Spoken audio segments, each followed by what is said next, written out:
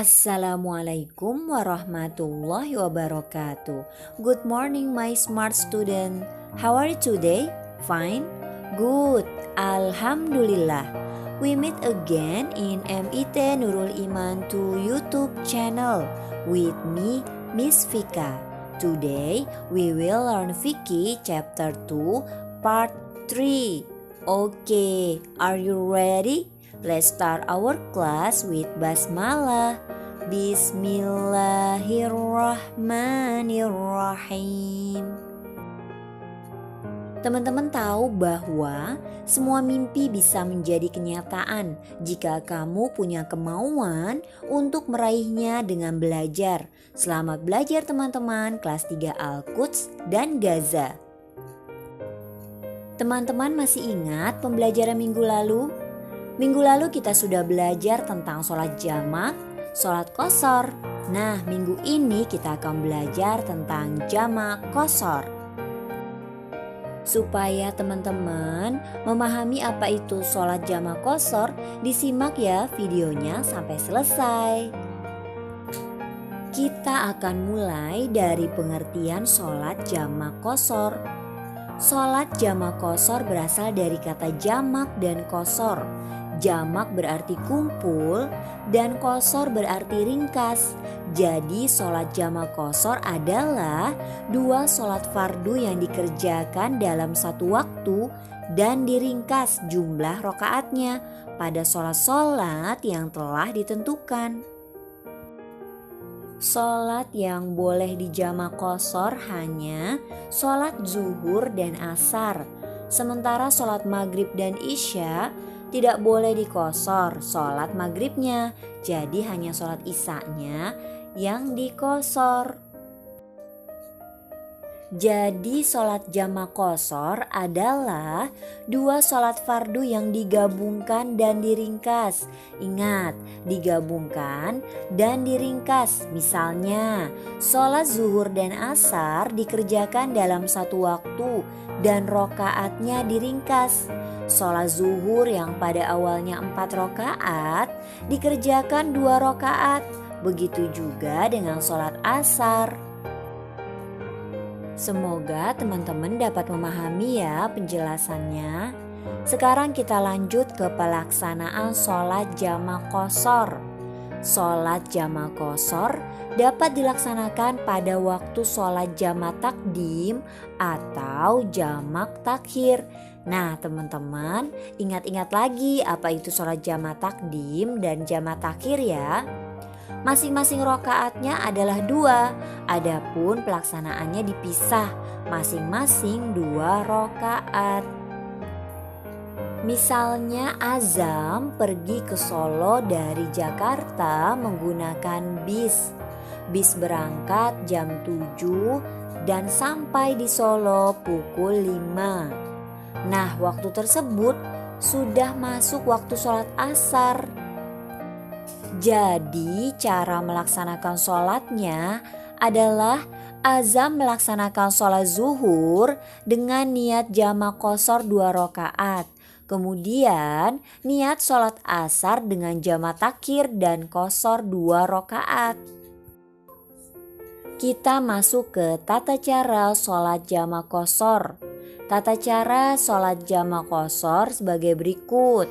Yang pertama teman-teman berniat menjamak qashar sholat zuhur dengan jamak takdim.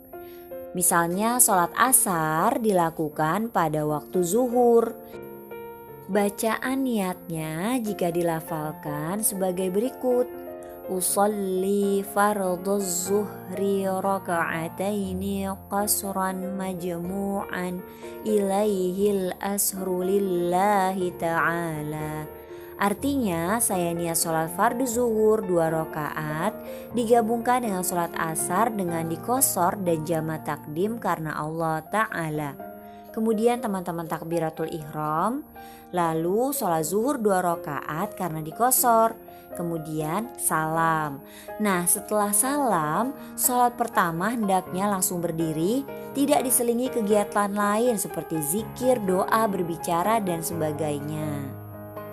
Selanjutnya berdiri dan niat sholat yang kedua yaitu sholat asar.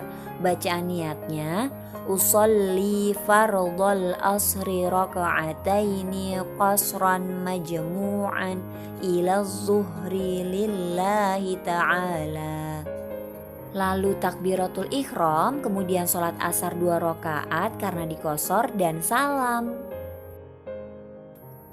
Dalam keadaan darurat, sholat jamak dan qashar dapat dilakukan, termasuk ketika kita sedang berpergian jauh atau musafir. Agama Islam adalah agama yang mudah, tapi tidak untuk disepelekan apalagi diabaikan. Hal itu tampak jika ada kesulitan untuk menjalankan ajaran yang telah digariskan, maka disesuaikan dengan kondisi orang yang menjalankan.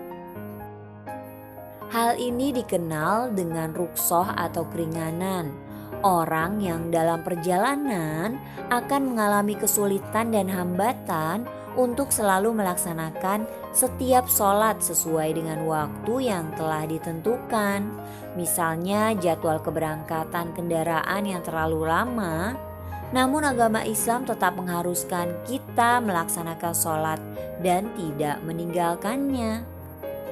Islam memberikan keringanan dalam melaksanakannya dengan menggabungkan 2 sholat dan meringkasnya. Bahkan untuk mereka yang tinggal di rumah dan tidak berpergian seperti karena hujan lebat, diperbolehkan untuk menjamak takdim dengan syarat berjamaah di masjid atau musola. Sholat jamak dan qashar merupakan contoh bahwa Islam itu agama yang mudah dan tidak memberatkan pemeluknya dalam menjalankan ajarannya, karena Allah tidak membebani kecuali sesuai kemampuannya.